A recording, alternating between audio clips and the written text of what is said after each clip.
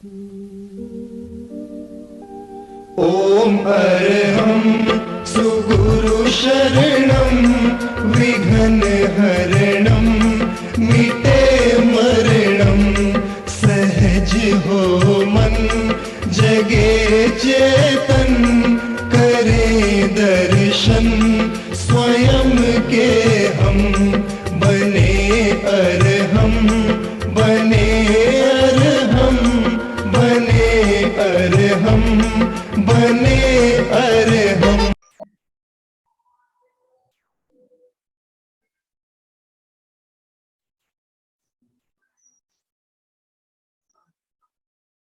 परम पूज्य प्रातः स्मरणीय आचार्य श्री महासमण जी के चरणों में सत सत नमन करते हुए हम आज प्रातः की क्लास प्रारंभ कर रहे हैं। त्रिपदी वंदना। वंदे अरहं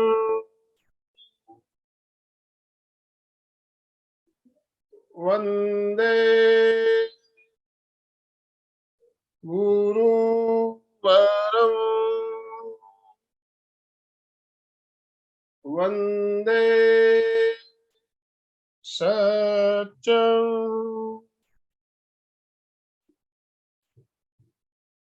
सभी साधक साधिकाओं को, बंधुओं को जय जिनेन्द्र, सुप्रभात, गुड मॉर्निंग।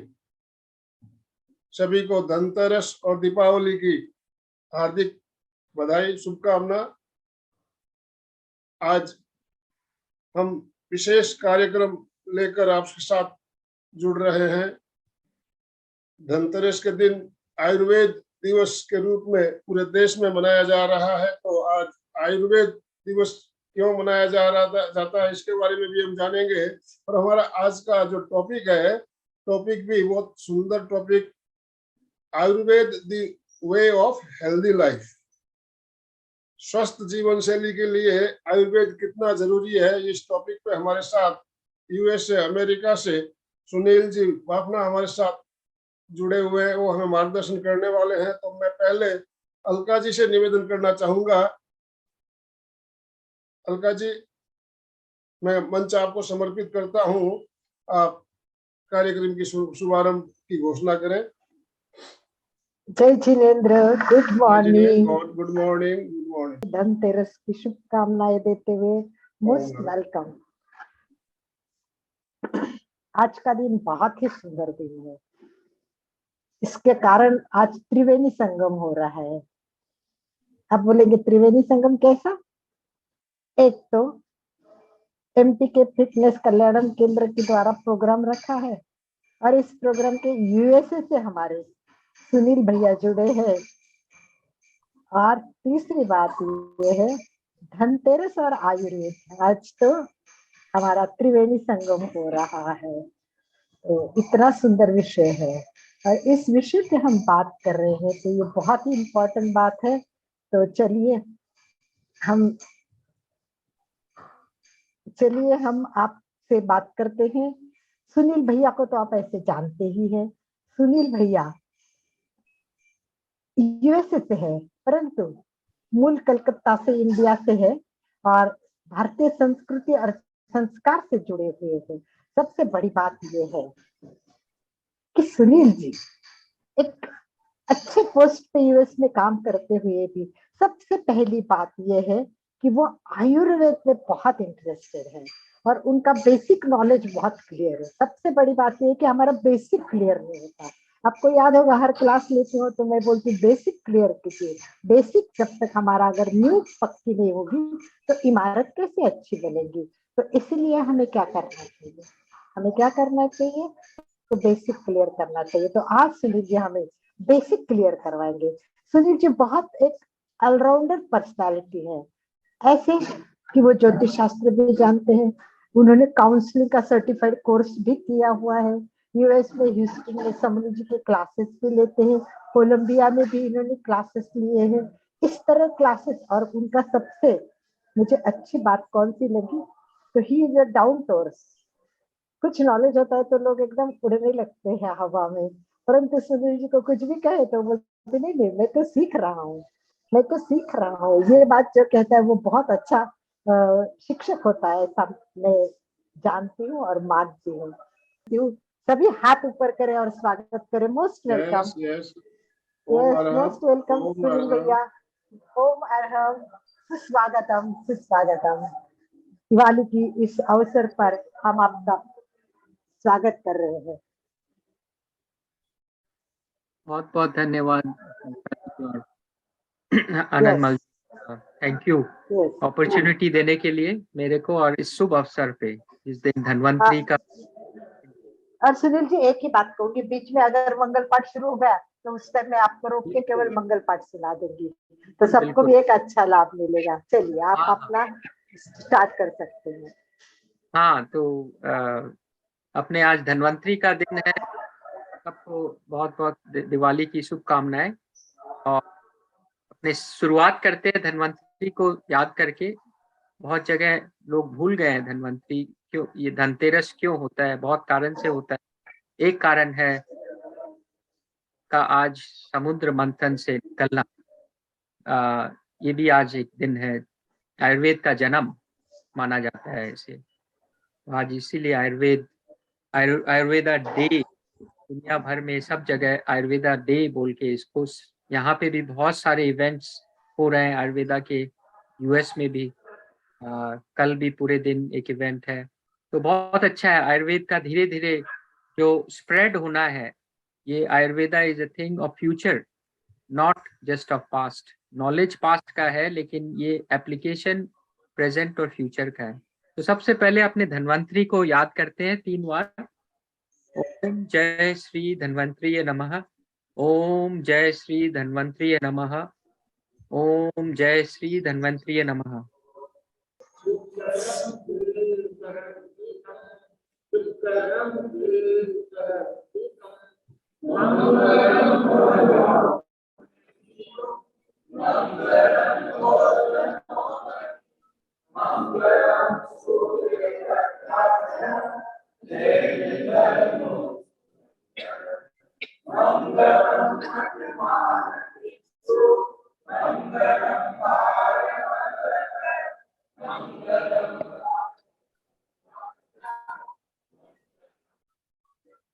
ओम अरहम। यस, सुनील जी, हाँ, कंटिन्यू आप स्टार्ट कर सकते हैं। स्क्रीन दिख रही है जी। हाँ, तो अपना ऑब्जेक्ट है। बहुत बहुत धन्यवाद जी आपको अपने हमको का आनंद देने के लिए और उसका अपॉर्चुनिटी देने के लिए। इस शमनी जी और महाराज का वहाँ पे बहुत ही बढ़िया आयुर्वेदा। आज ऑब्जेक्टिव ये है कि हम कैसे आयुर्वेद को अपने डेली लाइफ में इनकॉर्पोरेट कर सकते हैं अपनी समझ से। ये नहीं है कि किसी डॉक्टर के पास जाना है या वैद्य के पास जाना है, अपनी समझ से, अपनी जागरूकता से। ये हमारा आज ऑब्जेक्टिव है। तो हेल्थ का डेफिनेशन अगर अपने देखें वर्ल्ड हेल्थ ऑर्गेनाइजेशन में, जो आप अगर उनकी वेबसाइट पे जाएं और उनका हेल्थ का डेफिनेशन वही डेफिनेशन है ऑलमोस्ट जो आयुर्वेद डेफिनेशन देता है कि it is a physical, mental and spiritual wellbeing is, वो आयुर्वेद बोलता है। ये सोशल वेलबींग बोलते हैं, स्पिरिचुअल को नहीं लाते क्योंकि it is a political organization and it is not merely absence of disease. खाली बीमारी नहीं होना ही हेल्थ नहीं है। Health is when you are completely in balance with your physical, mental and spiritual self। तो 3 शरीर है हमारे, फिजिकल, मेंटल और स्पिरिचुअल। और उसके बाद वो और भी बोलते हैं वहाँ पे वर्ल्ड हेल्थ ऑर्गेनाइजेशन वो कि भाई आपका एंगेजमेंट कैसे है with people around you, psychological related knowledge which is all relevant, जो कि आयुर्वेद भी उन चीजों पे बहुत फोकस करता है। तो it is all very relevant. ये सारा नॉलेज लोग समझते हैं, लेकिन उनके पास टूल्स नहीं है हाउ टू गेट देयर। और Ayurveda gives us the tools to keep the balance. तो सबसे पहले अपने थोड़ा सा डाइव करें कि आयुर्वेद है क्या, व्हाट इज आयुर्वेदा। तो जिस तरह से मैं देखता हूँ आयुर्वेद को, this is a wonderful open source model of knowledge and science, जो कि हजारों साल से अवेलेबल है ह्यूमंस को।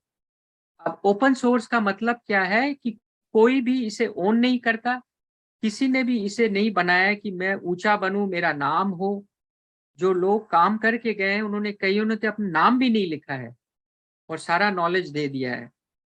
और ये हर तरह के ज्ञान से आयुर्वेद बना है। जैसे आपने पहले भी सुना होगा कई लेक्चर्स में, इसमें संख्या फिलॉसफी, न्याय फिलॉसफी, वैशेषिका, मीमांसा, वेदांत, योग और बुद्धिज्म, ये तो ऑफिशियली दिया गया है आयुर्वेद के लिए। और ये सारी फिलॉसफी अलग अलग क्षेत्र को, संख्या इज मोर अबाउट क्रिएशन, न्याय is more about philosophy, Vaisheshika is more about atomic theory जो हम आज बोलते हैं, मीमांसा इज मोर अबाउट स्पिरिचुअल जो यज्ञ हो रहा है, Vedanta is about more about the philosophy of Brahma the creator, the whole yoga is about Patanjali and Gita. और बुद्धिज्म जो है ये भी इसमें लिया गया है, क्योंकि जो एक सबसे बड़े जो थे कंट्रीब्यूटर आयुर्वेद के लिए, वो थे वाग्भट। वाग्भट के पिता was a Buddhist monk। Now इसमें एक चीज मेरी जो मैं देखता हूं, जब इसमें जैनिज्म का कोई वर्णन नहीं है, which is very hard to believe for me, क्योंकि Jainism is such an advanced and such a scientific system जिसमें कि एक अनेकांतवाद और केवल ज्ञान को सबसे ऊंचा माना गया, केवल ज्ञान। Ayurveda is knowledge of life. So Jainism का बहुत इसमें कंट्रीब्यूशन रहा है, लेकिन ये भी एक पॉलिटिकल थिंग है कि जैनिज्म, हम वेजिटेरियनिज्म में 100% बिलीव करते हैं। आयुर्वेद इज नॉट कुछ इज्म में नहीं बिलीव करता। इट्स नॉट सेइंग कि आप ये खाओ ये नहीं खाओ, आप जो भी खाओ आपके जहाँ रहते हो उस हिसाब से। तो there is a little conflict, and इसलिए वो जैनिज्म का नाम नहीं लेते, उस कारण से लगता है। नहीं तो मुझे तो जैनिज्म का कंट्रीब्यूशन भी लगता है इसमें। Now, Ayurveda provides pathway for understanding the foundation of health. आप जैसे देखेंगे अपने थोड़ा और आगे स्लाइड्स में कि कैसे फाउंडेशन प्रोवाइड करता है। ये अपने को कनेक्ट करता है, नेचुरल साइकिल से कनेक्ट करता है, जिसको कि सर्केडियन रिदम बोलते हैं। तो सर्केडियन का मतलब है कि यूनिवर्स पूरा जो है, पूरी दुनिया जो है एक रिदम में चलती है, from macro to micro level. एक छोटी सी एटम से लेके आप सन को देख लें, कोई भी ग्रह को देख लें, स्पेस को देख लें, उनका सबका रिदम है। और हम भी इस नेचर और इस यूनिवर्स के हिस्से हैं, तो हम भी उस एक साइकिल में ही चलते हैं। और अगर अपने देखें अपने ह्यूमन बीइंग्स को, तो 150-200 साल पहले तक अपने एक साइकिल में ही बहुत हद तक चलते थे। ये थोड़ा बंद हुआ इंडस्ट्रियल रेवोल्यूशन से। इंडस्ट्रियल रेवोल्यूशन जो चालू हुआ अबाउट एंड ऑफ 1800-1900, जब सारी मशीनें और ये सब बनना चालू हुई, तो अचानक लोग इतना एक्साइटेड हो गए सारे वेस्टर्न वर्ल्ड से कि किसी टाइम भी काम कर रहे हैं just to make more money. Capitalism का इन्वेंशन हुआ, तो लोग अपने हेल्थ को सेकेंडरी कर दिया और primary is more about running for economics. पुरुषार्थ को छोड़ दिया। पुरुषार्थ जो है धर्म, अर्थ, काम, मोक्ष, वो सब भूल गए और सिर्फ अर्थ और काम के पीछे भागने लग गए। तो वहां पे हमने लूज किया आयुर्वेद को थोड़ा, and western system started proliferating, हमारे सिस्टम को ओवरराइड करने लग गया। Now understanding of health we Ayurveda requires, बहुत थोड़ा ही नॉलेज चाहिए आपको आयुर्वेद को समझने के लिए। अगर आपने कोई भी पढ़ाई नहीं की है, सिर्फ नेचर को देखा है और आपके चारों तरफ क्या नेचर कर रहा है, बस उतनी जानकारी रखनी है आयुर्वेद को समझने के लिए। कोई प्री रेक्विजिट नहीं है आयुर्वेद को समझने, और अपने शरीर को जानना, that's it. It empowers to monitor control, या आपको एक तरह का एक टूल्स देता है जिससे आप सब्जेक्टिव तरीके से हेल्थ प्रोवाइड कर सकते हो। तो आप मॉडर्न साइंस देखोगे तो ऑब्जेक्टिव तरीके से समझा जाता है और ऑब्जेक्टिव तरीके से ही अप्लाई किया जाता है। आयुर्वेद बोलता है कि ऑब्जेक्टिव तरीके से समझो, लेकिन एप्लीकेशन जो करना है उसको उस इंडिविजुअल सब्जेक्ट को देख के उसको अप्लाई करना है। And that is a fundamental understanding of Ayurveda, जो कि अभी फ्यूचर में modern science, genetics and genome science जो बन रहा है, वेयर की दवाइयां जो आपके जेनेटिक हिसाब से दी जाएगी, that is Ayurveda has already done it in the past. Objective understanding is important from evidence-based science point of view. जैसे हमने अभी बात की, however, implementation has to be subjective. जो implementation करना है वो subjective होना चाहिए। तो आयुर्वेद inclusive है, it is a complement। Modern science इसको मेडिसिन जो है कॉम्प्लीमेंट कर सकता है, बट आयुर्वेद जैसे वो आइसबर्ग होता है समुद्र में, ऊपर में अपने को आइस दिखती है थोड़ी सी, modern science is just like the ice on the iceberg. जो नीचे जो पूरा पहाड़ है वो आयुर्वेद है। दैट इज, अगर अपने उसको अंडरस्टैंड कर सकें तो मॉडर्न साइंस को भी, मॉडर्न मेडिसिन को भी अपने सही तरीके से यूज कर सकते हैं, रादर देन कि हर ही प्रॉब्लम का सोल्यूशन मॉडर्न साइंस। अपने आयुर्वेद के बेसिक्स कहाँ से आते हैं? 5 एलिमेंट्स जो एयर, वाटर, अर्थ, स्पेस, जो अपने चारों तरफ है, हर चीज यूनिवर्स में उसी से बनी है। इन 5 एलिमेंट से सारी चीजें बनी है। अब आप सोचेंगे कैसे बनी है, तो आप एक एग्जाम्पल लें। जैसे एक सीड है, अपने एक बीज को जमीन में डालते हैं तो सबसे पहले उसे अर्थ एलिमेंट मिलता है, फिर अर्थ में थोड़ी सी गर्मी होती है, that is the fire element, क्योंकि सूर्य से गर्मी आती है। Then we add little water, जो कि पानी का एलिमेंट है। पानी, अर्थ और फायर से वो बीज धीरे धीरे जर्मिनेट होता है, फिर उसको एयर एलिमेंट मिलता है तो ग्रो करता है, लेकिन ग्रो करने के लिए उसको स्पेस एलिमेंट चाहिए। तो ये 5 एलिमेंट जो एक बीज यूज करता है, वो हम भी उन 5 एलिमेंट को यूज करके ही बने हैं, और सब चीजें उसी से बनी। This is just one example.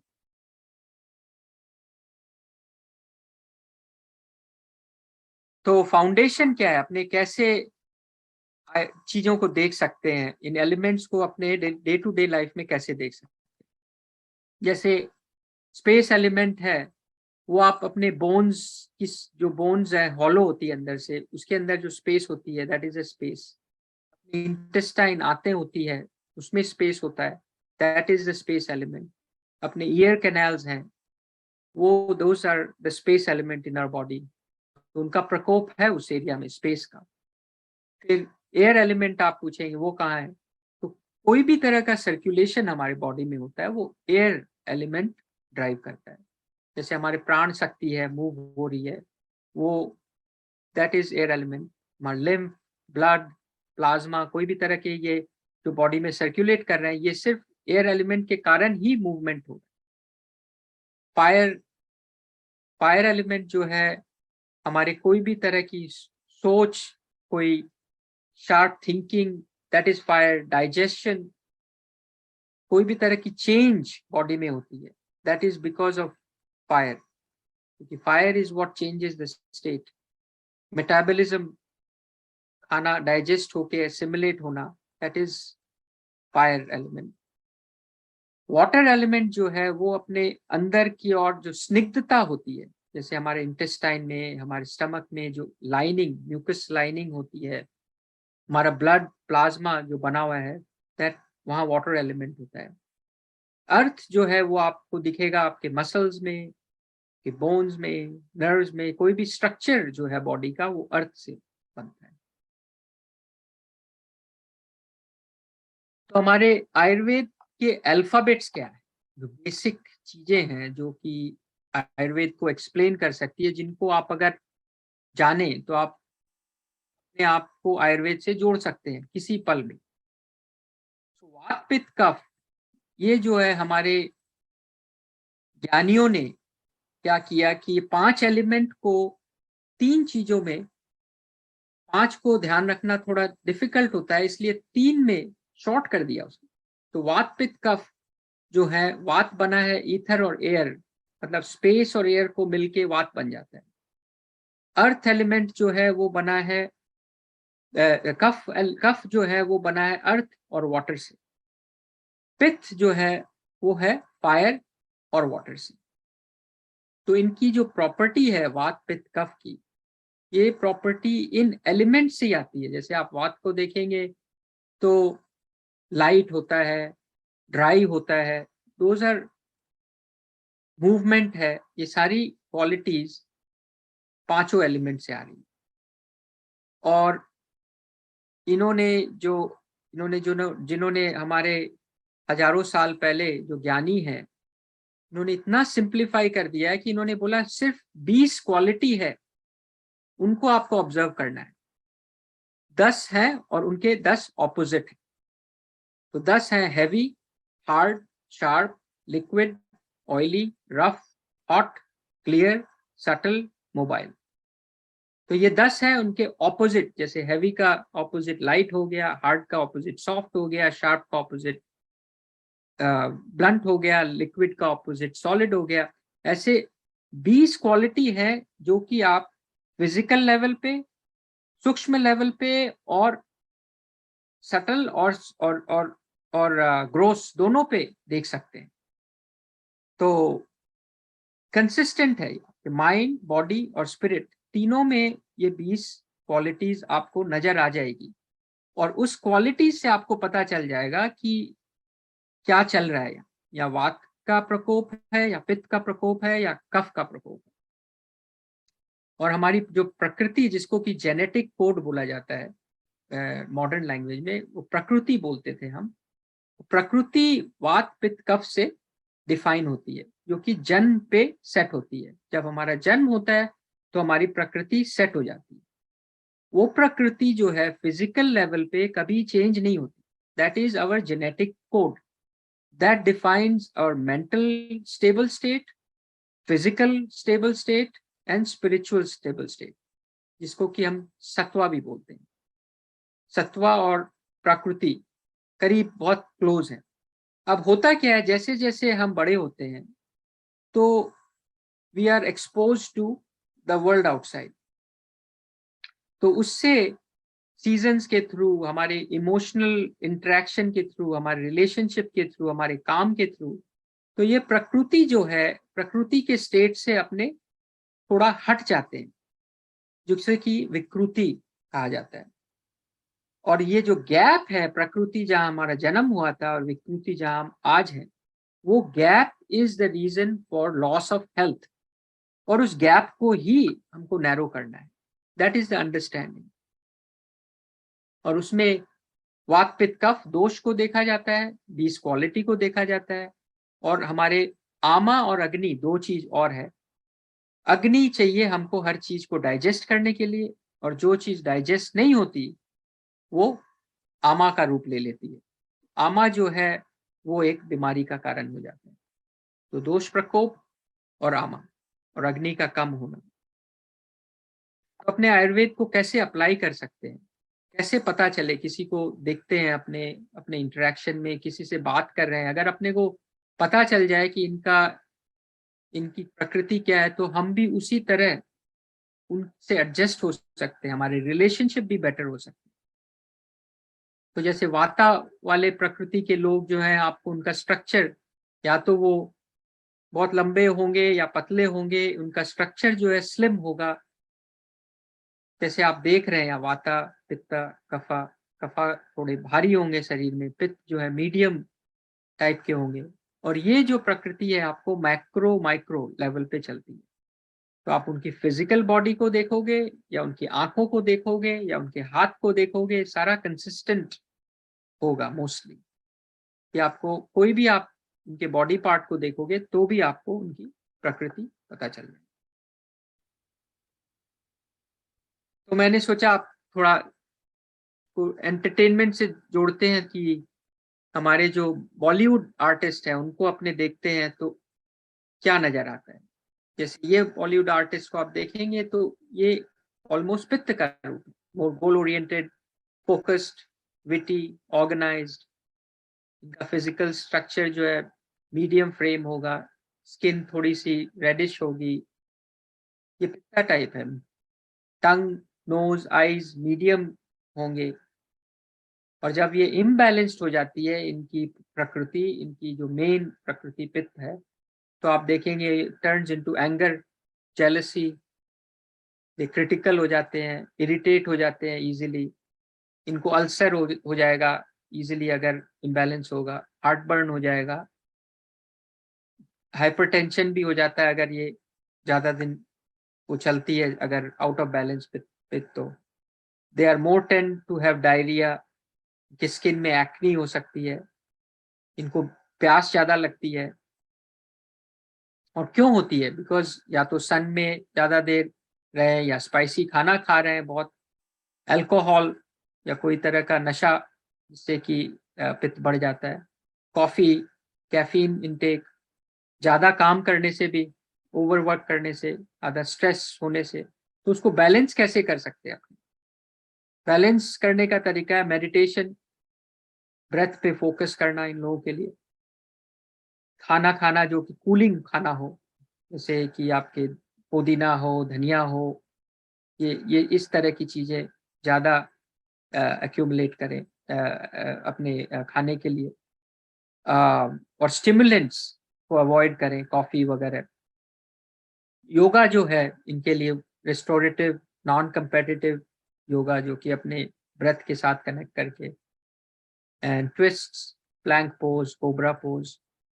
तो पित्त के लिए ये कफ कफ तरह के लोग आप देखेंगे वो स्टेबल होंगे, काम होंगे, उनकी वाणी बहुत स्वीट होगी, बहुत लविंग होते हैं, चेंज नहीं होना चाहते हो, इस तरह का you will find that nature in kapha people. And ये सारी चीजें क्वालिटी से ही आ रही है। जो 20 क्वालिटी हमने देखी वो कफ की क्वालिटी है, वही क्वालिटी उनके कैरेक्टर में भी आती है।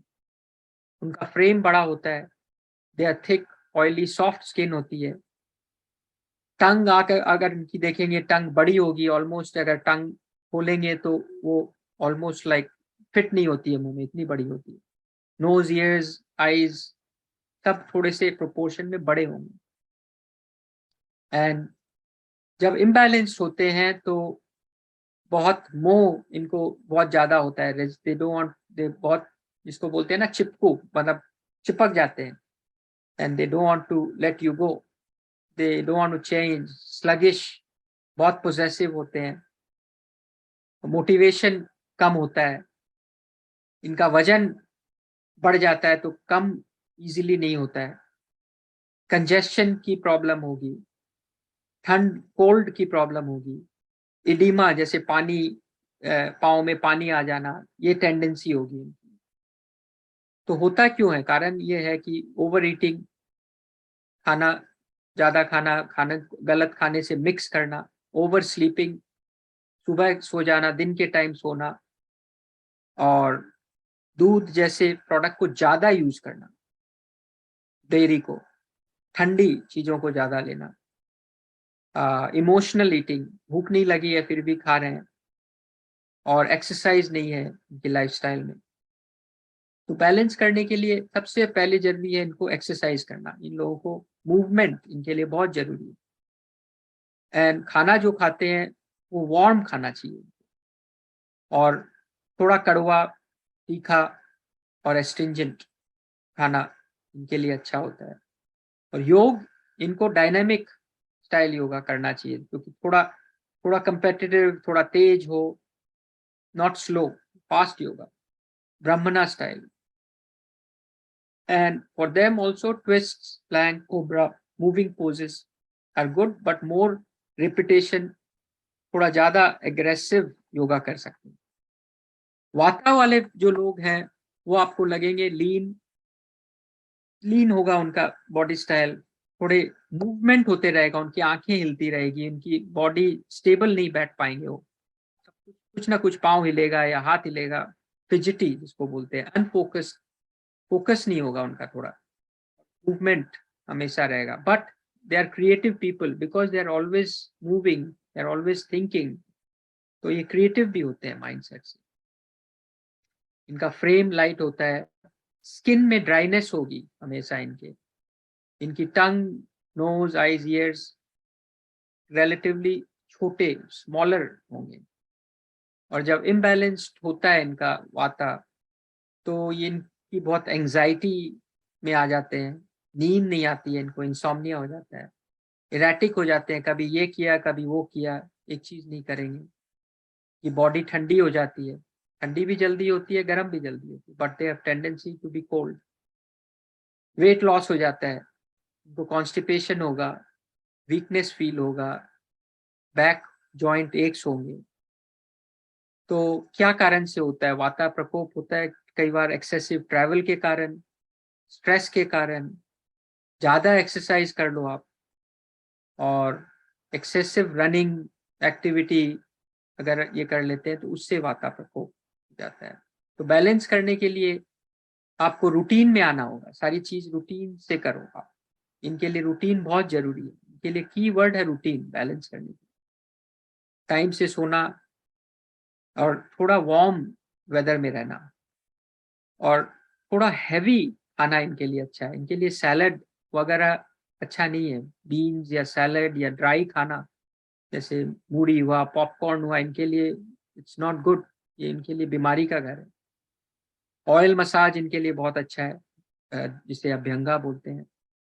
और स्वीट, सावर, सॉल्टी, कुक्ड फूड इनके लिए बहुत बढ़िया है। योग कैसा करना चाहिए इनको? स्लो पेस एक्टिविटी, पहले वार्म अप होना चाहिए इनकी बॉडी को, सबसे पहले वार्म अप होना जरूरी है, फिर योग करना चाहिए। यिन योगा जो कि ब्रेथ के साथ होता है, that is good for them. Balancing pranayama is very good for them. तो आप क्विकली विजुलाइज करते हैं अपने कैसे माइक्रो लेवल पे वात पित्त का काम करता है। जैसे अगर आप देखें, energy of movement that is vata, energy of transformation is pitta, and energy of structure and lubrication is kapha body में। अब अगर आप नेचर में देखें तो सीजन्स जैसे हैं, लेट ऑटम, अर्ली विंटर, जो अभी का समय है, ये वाता का समय है। विंटर आने वाला है, समर जाने वाला है। और पित्त का टाइम है ठीक समर आने से पहले, बसंत, स्प्रिंग बोलते हैं।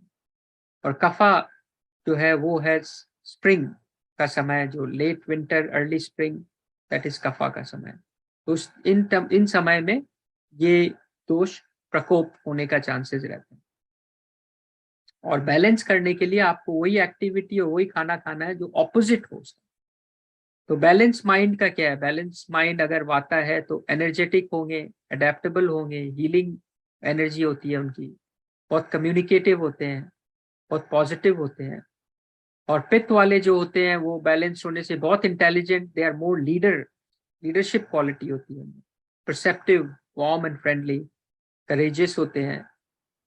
एंड कफा जो है, they are loving people, they are the ones who keep the family together, nurturing, patient, stable, they are devoted, they are loyal, they are peaceful, they are forgiving.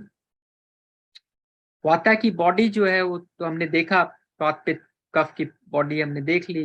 Imbalance mind, अगर imbalance होता है वो भी हमने देखा, एक एक को क्या क्या उनके माइंड में क्या चलता है। इम्बैलेंस बॉडी एंड माइंड दोनों ही, वी हैव सीन दैट। तो दिस इज इन जस्ट क्या एक एक दोष का कैसे अपने देख सकते हैं। बहुत इंपॉर्टेंट चीज है, आयुर्वेद के हिसाब से डिजीज क्यों होती है? 3 कारण है, अगर आप इस पे ध्यान दें तो this is the simplest way I have seen disease defined, कि सबसे पहले है असत्म्य इंद्रिय अर्थ संयोग। इसका मतलब है अगर अपनी 5 इंद्रियां हैं और छठा माइंड है, इसको अगर अपने मिस यूज करते हैं या अगर एक्सेसिव यूज किया, गलत यूज किया, वो एक कारण है डिजीज आने। कि आप ज्यादा देख रहे हो, गलत देख रहे हो, गलत सुन रहे हो या ज्यादा सुन रहे हो। सेकंड है प्रश्न प्रत्यय। इसका मतलब है अपनी जो एक बॉडी की इंटेलिजेंस है, एक युक्ति है, उसको नहीं सुनते अपने। वो हमेशा चलती है, उसको सुनना जरूरी है, वो नहीं सुनने से एक डिजीज का कारण बनता है। तीसरी है काल, कि आपकी एज के हिसाब से आप चीज करो, सीजन के हिसाब से चीज करो, किस स्टेज में है, जैसे डाइजेशन का स्टेज क्या है, वो स्टेज को काल ऑल्सो मीन्स ज्योतिष, जैसे कि आप ग्रहों का क्या चल रहा है उसका भी, वो भी प्ले करता है आपके डिजीज में। तो ये 3 चीज अगर आप ध्यान में रखें और इनको बैलेंस रखें तो डिजीज आ नहीं सकती। आप हमेशा हेल्दी रहोगे। डिजीज का और आयुर्वेद में और एक यूनिक चीज है जो कि संप्राप्ति, जिसको कि इंग्लिश में पैथोजेनेसिस बोलते हैं। इसको 6 स्टेप में डिजीज कैसे बनती है उसकी भी पूरी अंडरस्टैंडिंग थी। हमारी मॉडर्न मेडिसिन में अगर 5वें 6ठे स्टेप में ही डिजीज को जानते हैं, उसके पहले अगर आप डॉक्टर के पास जाएंगे तो आपको घर भेज देगा, वो बोलेगा आप ठीक हो, आपको कुछ नहीं है, कोई प्रॉब्लम नहीं है। और डिजीज अगर 5वें 6ठे स्टेट में पहुंच जाती है तो it is becomes little hard to work on it. तो सबसे पहले है संचय। संचय मतलब कोई भी दोष आके जमा होता है। प्रकोप मतलब वो बढ़ता है। प्रसार मतलब वो अपनी जगह से ओवरफ्लो करने लगता है। फिर स्थान संश्रय मतलब एक नया स्थान, वो ग्रेडियंट के हिसाब से स्लोप होती है हमारी बॉडी में। हर एक की बॉडी में एक तरह का ग्रेडियंट स्लोप होता है, जिसे संस्कृत में कव्य गुण्य बोलते हैं। तो हमारा कव्य गुण्य जो होता है वो हमारे जन्म में सेट होता है, या तो जेनेटिक रीजन से होता है या हमें कोई तरह का ट्रॉमा हुआ होता है बॉडी में, जैसे कोई एक्सीडेंट हो गया, कहीं गिर गए आपने, तो बॉडी में एक तरह की वीकनेस बन जाती है। तो वो जो प्रकोप हुआ दोष है वो उसी तरफ जाता है जहां हमारी वीकनेस है। तो अगर किसी की वीकनेस है पैनक्रियस में, तो वो दोष जो है पैनक्रियस की तरफ जाएगा, which will eventually become a pancreatic related disease which will might be diabetic or could be other kidney related। तो लेकिन वो जाएगा उसी तरफ जहां उनकी ग्रेडियंट। तो फिर स्थान छोड़ के नई जगह जाता है दोष, वहां जाके वो अपने आप को व्यक्त करता है, मतलब वो उस जगह को डैमेज करना चालू कर देता है और फिर उसको अलग बना देता है। वो डैमेज करके कुछ और ही हो जाता है। जैसे आप आर्थराइटिस में देखेंगे, रूमेटाइटिस आर्थराइटिस में देखेंगे, उस जगह पे दोष जाके उस जॉइंट को कैसे धीरे धीरे पूरा चेंज कर देता है। वहां पे वो पूरा जो कार्टिलेज है, जो चीजें, जो श्लेष्म कफा होता है, उसको ही पूरा वाइप आउट कर देता है। And that is what creates rheumatitis arthritis. तो ये संप्राप्ति है कैसे व्याधि। तो इसका एक श्लोक है, दोष दुष्य समूर्चनो जनितो व्याधि। मतलब दोष और दुष्य मिल के ही डिजीज बनाते हैं। दुष्य मतलब या तो ऑर्गन है या आपकी धातु है, दोष जाके धातु में या ऑर्गन में जाके इट क्रिएट्स द डिजीज। तो how do you restore your health, अपने कैसे हेल्थ को वापस, 3 चीजों से लाया जा सकता है मेन, आहार, विहार और निद्रा। तो अगर अपनी दिनचर्या में आहार को और लाइफस्टाइल को और नींद को सही जगह पे डाल सके, और ये 3 चीजें अगर सही है हमारी, सबसे पहले नींद को अगर आप देखें तो सबसे इजी उसको है, क्योंकि उसको आप देख सकते हैं भाई नींद हुई या नहीं हुई, आपको पता है अच्छी हुई या नहीं हुई। तो अगर आप नींद को पहले फिक्स करें अपने, तो that is a best place to work on health. फिर अपने आहार को देखें, विहार को, तो ऑटोमेटिकली आप जैसे नींद को ठीक करेंगे तो आपका आहार विहार उससे कनेक्टेड है। कई जगह हमारे शास्त्र जो है ये भी बोलते हैं कि brahmacharya is also part of restoring health. इसका ब्रह्मचार्य का मतलब क्या लिया जाए? इसका मतलब ये नहीं है कि आप सेलिबेट लाइफ जी रहे हो। इसका मतलब ये है कि आप अपने पुरुषार्थ के हिसाब से जी रहे हो, अपने धर्म, अर्थ, काम, मोक्ष को देख के जी रहे हो। इसका मतलब है कि अपनी इंद्रियों को आपको बैलेंस रूप में यूज करना है, एक्सेसिव भी नहीं यूज करना है, कम भी नहीं यूज करना है। And the last one is द्रव्य, कि कई बार हमें अरब्स को भी लाना पड़ता है टू रिस्टोर हेल्थ। अगर हेल्थ बहुत आउट चला गया है तो उसको वापस जगह पे लाने के लिए में अरब्स की। तो बेसिकली आयुर्वेद जो है, सबसे बड़ा एक डिफरेंस जो है, छोटी सी लाइन है कि Ayurveda treats the rogi not the disease. तो इसका मतलब क्या है, आप अगर मॉडर्न मेडिसिन में डॉक्टर के पास जाओगे तो वो आपको फोन पे आपका इलाज कर सकता है। वो आपको बोलेगा आपको कौन सी डिजीज है, चलो मैं दवाई दे देता हूँ। आयुर्वेद जो है डिजीज के नाम से नहीं आपको ठीक करता है, वो आपको देख के ठीक करता है। क्योंकि डायबिटीज का मतलब कुछ नहीं है आयुर्वेद में, वो डिजीज आई कैसे आपकी। डायबिटीज मेरे को सिर्फ इतना बता रहा है कि आपका काव्य गुण्य जो है वो पैनक्रियस में था, लेकिन वो पैनक्रियस में काव्य गुण आया, उससे पहले वो दोष कैसे प्रकोप हुआ, that is important for me to know. And आपकी प्रकृति क्या है, उस हिसाब से आपका इलाज होता है। तो ये treat Ayurveda is treating the rogi not the disease. Disease is secondary. In modern medicine disease is primary, rogi is secondary, and that is not scientific, that is not mathematical. अगर आप देखें तो Ayurveda is much more mathematical, much more scientific in that.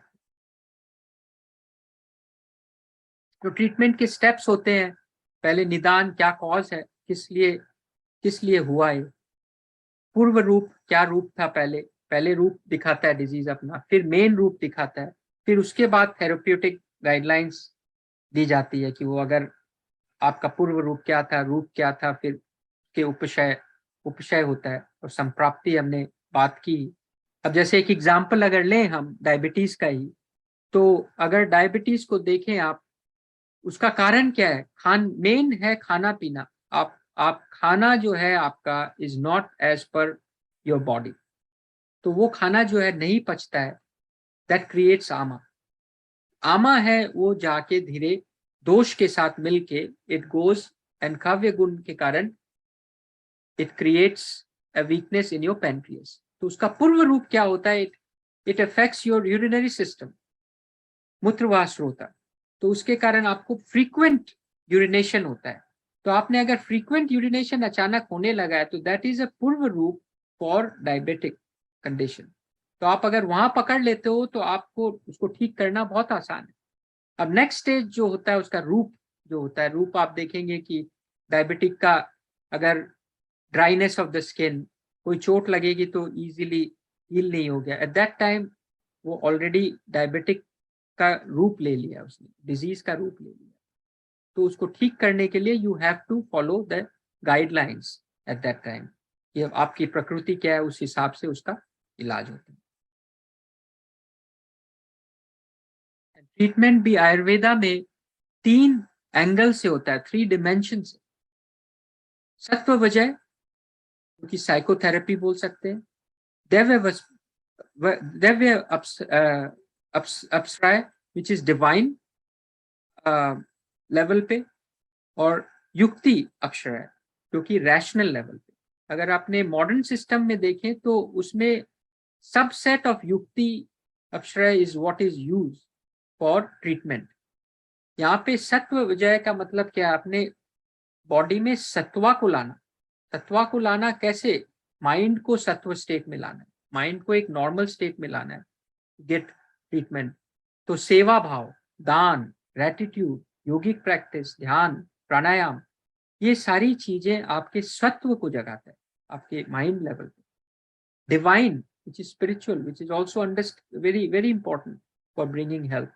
उसमें क्या क्या आता है, जैसे सरेंडर है, प्रेयर है, रिचुअल्स हैं, तीर्थ पे जाना है, उपवास कर रहे हैं आप, यम नियम को फॉलो कर रहे हैं, these are all part of the divine aspect of it. और फिर युक्ति अप्सरा है जो कि रैशनल प्रोसेस, जो इसमें कि आप योगा, प्राणायाम, जड़ी बूटियां, दवाइयां, अर्ब्स, प्रेजेंट कर रहे हो, पंचकर्मा ट्रीटमेंट, कुटी प्रवेश, अग्नि आम दोष को बैलेंस करना, ये सारा rational treatment. Basically in Ayurveda we are always balancing, we are taking the opposite, जो भी दोष बढ़ा हुआ है उसका ऑपोजिट, अपने को उस क्वालिटी का ऑपोजिट, अगर हैवी है बॉडी तो अपने को लाइटनेस देना हो, दैट इज अ सिंपल। ये मेरे रेफरेंसेस थे कुछ जिनसे मैंने कुछ आपके लिए प्रेजेंट करने के लिए कुछ सिंपल ढंग से। अब अगर कोई क्वेश्चन हो तो जरूर मैं आपके साथ आंसर दे सकता हूं, या आपको कुछ बोलना हो जरूर आप ऐड करें। मेरा प्रेजेंटेशन बहुत ही सुंदर तरीके से सुनील जी आपने एक एक पॉइंट को क्लियर करते हुए आयुर्वेद के बारे में हमें बताया। बहुत सी नई बातें हमने आज जानी। बहुत बहुत धन्यवाद आपका। अभी किसी की भी कोई जिज्ञासा हो तो हैंड राइज करें प्लीज। नमस्ते सर, मुझे ये पूछना था कि क्या यूरिन इन्फेक्शन बार बार होना वो भी शुगर का टेस्टिंग कराना पड़ता है उसके लिए भी? यूरिन इन्फेक्शन बोला क्या आपने? Yes sir. Urine infection sugar का होना नहीं चाहिए एज लॉन्ग एज कि आपको फ्रीक्वेंट यूरिनेशन नहीं है। प्रमेह, जो प्रमेह बोलते हैं आयुर्वेद में, उसका रूप पूर्व रूप जो होता है, तो प्रमेह मतलब ही कि आपको फ्रीक्वेंट यूरिनेशन। और अगर यूटीआई है आपको, तो यूटीआई को कृमि से जोड़ते हैं इसको। कृमि जैसे आपको कोई तरह का इन्फेक्शन, तो उस इन्फेक्शन को हटाने के लिए, मोर इन्फेक्शन वो बाहर की चीज है, उसे वो अगंतु मतलब बाहर से कोई चीज आपके बॉडी में आए, तो उसको उस ढंग से ट्रीट किया जाता है कि उसको बाहर की, जैसे वेदांग बोल के एक अर्ब होता है जो कि आपके भूमि को हटाता है। तो और यूरिनरी इन्फेक्शन के लिए एक चीज मैं आपको बता सकता हूँ, जो कि अगर आप रेगुलर मिले तो बहुत ही अच्छा रहता है। CCFT आप बना सकते हैं। कोरिएंडर सीड, क्यूमन सीड और फेनल सीड, सौंफ, जीरा और धनिया के बीज जो है उसको मिला के आप जैसे चाय बनाते हैं वैसे पानी गर्म किया, 1 चम्मच डाला और आपको थोड़ा देर सिमर होने दें, फिर उसको पिए तो आपका यूरिनरी ट्रैक को वो बहुत क्लियर रखता है। Thank you. That is simple thing. Kiran ji ने हैंड राइज किया हुआ है। किरण जी अपने आप को अनम्यूट कीजिए। सर मेरा एक क्वेश्चन है कि सिस्टिक किडनी का कुछ इलाज है आयुर्वेद में? सिस्टिक किडनी मतलब आपके किडनी में सिस्ट है? हाँ। सिस्ट का देखिए इलाज तो है, उसको बनने में अगर आपको क्या सिम्टम्स हो रहा है उससे, और अगर वो सिस्ट, वो उसको आयुर्वेद में कफ का प्रकोप मानते हैं कि कफ जो है वो ही कोई तरह का ग्रोथ क्रिएट करता है। तो किडनी उसका इलाज है और उसके लिए ऑब्वियसली थोड़ा टाइम आपको देना होगा आयुर्वेद में, क्योंकि उसमें आपको सबसे पहले तो वो आपके डाइजेशन को ठीक करेंगे कि कफ और आम वहां पे जाके आपकी अग्नि लो है और आम है, पहले आपका आम हटाएंगे, फिर अग्नि को बढ़ाएंगे, फिर वहां से आपका जो आपको किडनी को वो डायरेक्ट करेंगे जो अर्ब को, तब वो काम करेगा। तो ये 3 स्टेप में ट्रीटमेंट होता है उसका। तो टाइम इसलिए लगता है कि आयुर्वेद वो जड़ पे जाता है उस चीज, क्योंकि आपको अगर सर्जरी करके आपने हटा दिया तो वापस वो आ जाएगा अगर आपने जड़ नहीं हटाई तो। और अगर खाली ऐसे ही दवाई देंगे तो आप वो दवाई वहां तक पहुंचेगी नहीं, क्योंकि आपकी अग्नि नहीं है लेने के लिए उस दवाई को। तो वो पहले तो आपकी अग्नि को देखेंगे कैसी है, फिर आपके आम है तो आम को पहले हटाएंगे, फिर अग्नि को बढ़ाएंगे, फिर आपकी किडनी को जो सिस्ट है वो वहां पे जो कफा है, वो जो ब्लॉक हुआ है कफा, उसको कफ को हटाएंगे वहां से। वो ट्रीटमेंट का हाई लेवल, वो ट्रीटमेंट का फिलॉसफी है। अब उसके लिए अर्ब्स यूज किया जाता है, लाइफस्टाइल आपके खाने पीने का उसको भी देखा जाएगा क्या आप खाएं जिससे कि आपका और नहीं बढ़े पहले तो। मेरी बेटी को प्रॉब्लम है, वो अभी 50 साल की है और उसके शिस्ट भी काफी हैं और बड़े हुए भी हैं और क्रेटिनाइन भी उसका 3 आ गया है, क्रिएटिनिन लो हो गया काफी। हाँ तो वही 3 हो गए। हाँ तो ब्लॉक ब्लॉक किया हुआ है उसमें, कफा जो है उसके किडनी पे, कफ जो है उससे जो सिस्ट बने हुए हैं हटाना, क्योंकि इतने सारे हो गए हैं तो उसमें टाइम तो लगेगा। क्योंकि आयुर्वेद में भी क्या है, एक लिमिट से बाहर जब चीज चली जाती है तो फिर उसमें भी सर्जरी बोलते हैं आयुर्वेद में भी। सर्जरी भी आयुर्वेद का हिस्सा है, क्योंकि सर्जरी करना इन्होंने आयुर्वेद से ही सीखा है। सुश्रुत जो थे हमारे सर्जरी के एकदम ज्ञानी थे, उन्हीं के थ्रू सारी सर्जरी वेस्टर्न वर्ल्ड में आई है। तो सर्जरी भी इसका कई बार उसको हटाना सर्जिकली किडनी के ऊपर से, वो भी। एलोपैथिक में तो सर्जरी अलाउ ही नहीं है कोई चीज का भी उसको भी। हाँ वही है, उसको सर्जिकली किडनी से कोई माइक्रो सर्जरी से हटाना पड़े उसको, ताकि आपकी किडनी का एटलीस्ट थोड़ा वापस फंक्शन वापस आए, फिर उस पर ट्रीटमेंट हो सकता है। तो कितने, लेकिन ट्रीटमेंट है उसका, लेकिन आप पेशेंस रखना होगा, पेशेंस चाहिए, आप टाइम लगेगा उसमें, एटलीस्ट कम से कम 3-4 महीने आपको देने होंगे। तब इसके लिए आपको हो सकता है पंचकर्मा के ट्रीटमेंट के लिए भी जाना पड़े एक बार। तो आप अगर अच्छी पंचकर्मा की जगह जानते हैं, जैसे वैद्यग्राम बोल के एक जगह है, बहुत अच्छी, इसमें कोयम्बटूर के पास है, वहाँ हमारे सब गुरु वहीं पे जाते हैं पंचकर्मा कराने। तो अच्छा। बहुत अच्छी जगह है, वहाँ पे आप पता कर सकते हैं। राम कुमार जी, वैद्य राम कुमार चलाते हैं उसको, वो बहुत ही ज्ञानी है, तो आप वहाँ पे पता। मैसेज भी आ रहा है कि बहुत अच्छा क्लास हुआ, बहुत नाइसली एक्सप्लेन, सुनीता नाटा ने लिखा है। बहुत बहुत धन्यवाद। बहुत सुंदर, सिंपल एंड स्वीट।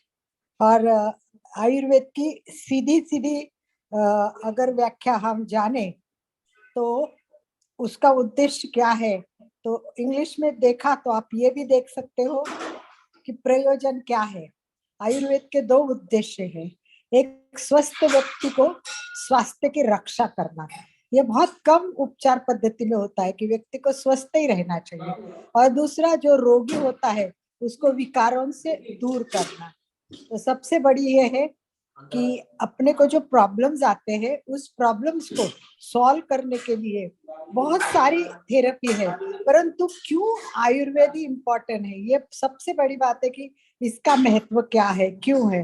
क्योंकि इसके बारे में बहुत सुंदर बताया गया है कि भाई कहा गया है कि आयुर्वेद जैसा नाम निहित है वैसे आयु यानी आयुष्य, और वेद मतलब ज्ञान। तो स्वस्थ रहने का जो ज्ञान देते हैं, केवल इलाज नहीं करते हैं, स्वस्थ रहने का ज्ञान देते हैं। तो इसमें बेसिक भी बताया है कि जब आहार गलत हो तो कहीं भी कुछ भी प्रॉब्लम हो सकती है, और इसीलिए आयुर्वेद में जीवन पद्धति बताई है, वो सीखनी है। तो मुझे लगता है बार बार क्लास लेने पड़ेंगे हमें, और सब रोज एक एक विषय को लेके, टॉपिक को लेके जानना पड़ेगा कि भाई खाना क्या है, उठने से लेके शाम को तक करना क्या है। तो ये सब बातें जब हम आयुर्वेद में, जैसे उन्होंने कहा, सीखनी पड़ेगी, हर बात हमें सीखनी पड़ेगी। और हमारा सबसे बड़ा भाग्य ये है कि आज केवल भारत में नहीं, पूरे देश में, पूरे विश्व में आज आयुर्वेद का इम्पोर्टेंट बढ़ रहा है। तो आयु अधिक वेद, ये 2 शब्द है, और इसको दीर्घायु का विज्ञान भी कहा गया है। ये मुख्य और श्रेष्ठ चिकित्सा पद्धति है। ये भारत, नेपाल और श्रीलंका में इसका अधिक प्रचलन है, पर अभी यूएस में भी काफी चल रहा है। तो इस प्रकार आयुर्वेद भारतीय आयुर्विज्ञान है। ये आयुर्विज्ञान विज्ञान की शाखा है जिसका संबंध मानव शरीर को निरोगी रखना और रोग हो जाने पर रोग से मुक्त करना, यही है, इससे अपना आयुष्य बढ़ता है। तो आज के दिन बहुत सुंदर उपहार हमें मिला है, इसमें आगे बढ़े इसी भाव के साथ। आनंद भाई जी बहुत बहुत बढ़िया, सुनील भैया बहुत सुंदर एक्सप्लेनेशन, बहुत अच्छी सरला जी ने इन्फॉर्मेशन। अपने आप को अनम्यूट किया। सरला जी। हाँ जी, जय जिनेन्द्र। जय जिनेन्द्र। सरला जी बोलिए। हाँ, मैं ये पूछ रही थी सुनील कि जैसे देख के तुमने बताया ना कि हम लोग लेते हैं, तो देख के कैसे पता चलता है कि वात का, पित्त का या कब का है प्रकृति शरीर को देख के कैसे पता चलता है? अच्छा, अब कई कई विधियां हैं इसमें। एक तो है हाँ। नाड़ी विद्या से ये पता एकदम पता चल जाता है। जैसे नाड़ी हाँ। नाड़ी देखिए कि आपके, और अगर आपको देखना हो तो जैसे आप बॉडी देख रहे हैं, जैसे हम लोगों ने देखा ना कि आपकी बॉडी का क्या, आपके फीचर्स कैसे हैं, हम्म। और अगर प्रकोप हो रहा है तो समझ लीजिए, जैसे एग्जाम्पल है, आपको कंजेस्शन हो रहा है यहाँ पे, हमारे शरीर के ऊपर का हिस्सा कफ है, का हिस्सा पित्त है, नीचे का हिस्सा वात है। अब आपको प्रॉब्लम कहाँ हो रही है? अगर बीच में हो रही है तो पित्त रिलेटेड होगी, ऊपर हो रही है तो कफ रिलेटेड होगी, नीचे हो रही है तो वात रिलेटेड है, आपके आंतों इंटेस्टाइन्स में। वो इंटेस्टाइन का जो जो घर है वात का, वो इंटेस्टाइन है। अभी के ऊपर जो है पित्त का घर है। तो उससे आपको पता चल जाएगा कि क्या चीज का प्रकोप है। तो और देखने से भी पता चल जाएगा, नाड़ी से भी पता चल जाएगा, उनके बिहेवियर से भी पता चल जाएगा। जैसे अगर कोई लेजी हो रहा है, बहुत एक्सेसिव नींद आ रही है, लेजी हो रहा है, काम नहीं कर, तो एक कफ का प्रकोप है। किसी को बहुत गुस्सा आ रहा है, एजिटेटेड, तो वो पित्त का प्रकोप है। और कोई फोकस नहीं कर पा रहा है, इधर उधर भाग रहा है, आंखें स्टेबल नहीं हो रही है, आंखें दायां बायां देख रही है, शरीर हिल रहा है, तो वो वात का प्रकोप। थोड़े वैसे सिग्नल्स हैं। और नहीं, ऐसे आपने कहा ना कि मतलब देख के, किसी को भी सामने देख के हम लोग को पता चल जाता है, ये मैं पूछना चाहती हाँ हाँ, देख के भी आपको पता चल जाएगा कि कौन सा, मतलब हूँ। आप जैसे जैसे मेरे को देख के क्या पता चल रहा है, बात कब फिर वैसे मतलब आपको देख के आप पित्त हैं, क्योंकि आप लीडर हैं, आप लीडरशिप वाली स्किल्स है, लोगों को मैनेज करने वाले, तो पित्त वाले लोग ही कर सकते हैं वो काम, तो पित्त है। और आप इसके लिए इलाज क्या करें? पित्त वो आपकी प्रकृति है, प्रकृति का कोई इलाज, वो प्रकृति आपकी वो है, पित्त आपका वो है। अब आपके अंदर प्रकोप क्या चीज का है, वो आप, आपके सिम्टम्स आपके साथ बैठने से आप बोलेंगे मेरे को एसिड रिफ्लक्स हो रहा है, तो आपको पित्त का प्रकोप है। आप अगर बोलेंगे अच्छा। गैस हो रही है, ब्लोटिंग हो रही है, तो आपका वात का प्रकोप है। आप बोलेंगे मेरे को बहुत लेजी फील हो रहा है, मैं दिन में सोती हूँ, मेरे को सोना पड़ता है, तो कफ का प्रकोप है। इलाज उस हिसाब से किया जाएगा कि आप कौन सा दोष आपके आउट है। रंजू जी, रंजू रंजू जी अच्छा, मैं तो सबका सुन रही हूँ। भाई को तो मैंने बहुत नजदीक से देखा है। मेरा तो इसने बहुत इलाज किया है। यूएस में दवाई तो ले नहीं सकते थे, कुछ गड़बड़ होती तो इसने हमको आयुर्वेद से ही ठीक किया है। एंड मुझे ऐसा लगता है अगर हम छोटी मोटी बीमारियां होती है और डॉक्टर के पास नहीं जाए और घर बैठे आयुर्वेद का इलाज करते हैं तो इसका डेफिनेटली हमको रिजल्ट मिलता है। एंड अक्सर वैसे कहते हैं दिया तले अंधेरा। हमारा भाई इतना जानकार है पर हम खुद आयुर्वेद को उतना नहीं अडॉप्ट कर पाए, हमारी कमी है। But Sunil, it was excellent. And sir आपने जो ये बहुत सुंदर सेशन, आज का सेशन वास्तव में बहुत ही ज्ञानवर्धक और जानने लायक, बहुत सी बातें हमने आज नहीं जानी। तो बहुत बहुत धन्यवाद सुनील जी। तो दोनों हाथ जोड़ते हुए मेरे साथ साथ आंखों को बंद रखेंगे, रीढ़ की हड्डी गर्दन सीधी रखते हुए मेरे साथ साथ उच्चारण करें, मैं चैतन्यमय हूँ, मैं आनंदमय हूँ, मैं शक्तिमय हूँ, मेरे भीतर अनंत चैतन्य का, अनंत आनंद का, अनंत शक्ति का सागर लहरा रहा है। इसका साक्षात्कार करना ही मेरे जीवन का परम लक्ष्य है। मंगल भावना, हमारा आज का दिन मंगलमय हो, आनंदमय हो, शांतिमय हो। इन शुभ भावनाओं के साथ ओम शांति शांति शांति। कृतज्ञोस्मि, हम सब गुरुदेव के आभारी हैं। कृतज्ञोस्मि, हम सब गुरुदेव के आभारी। धन्यवाद। ओम अरहम। ओम अरहम।